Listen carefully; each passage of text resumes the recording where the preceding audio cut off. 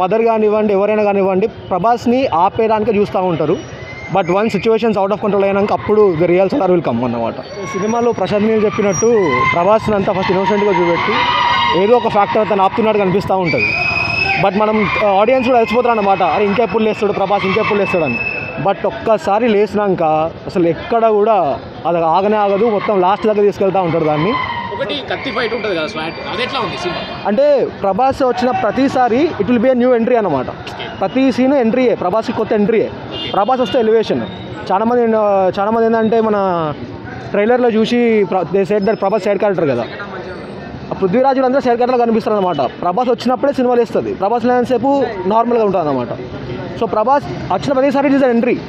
So అట్లా design చేశారు దాని క్యారెక్టర్ని, చాలా బాగుంది. అంటే ఇప్పుడు సాంగ్స్ ఎలా ఉన్నాయి మరి? ఇప్పుడు రిలీజ్ చేసిన మనకి ఇచ్చిన 2 సాంగ్స్ ఫస్ట్ హాఫ్లో అయిపోతాయి బ్రో.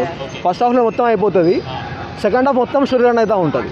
ఫస్ట్ హాఫ్ కొంచెం స్లో రన్ అవుతూ ఉంటుంది. స్లోగా ఎందుకు చేస్తూ ఉంటారంటే they will show Prabhas as an small గా అన్నమాట. I will give 4.5 for easy. ఆ 0.5 కూడా ఎందుకు ఇస్తా అంటే కొంచెం అది ప్రభాస్ని ఇంకా తక్కువ వేయడానికి ఏం చేస్తారంటే కొంచెం లాగ్ చేశారు. బట్ అది ఒక్కటి 4.5/5 క్రేజీ. యా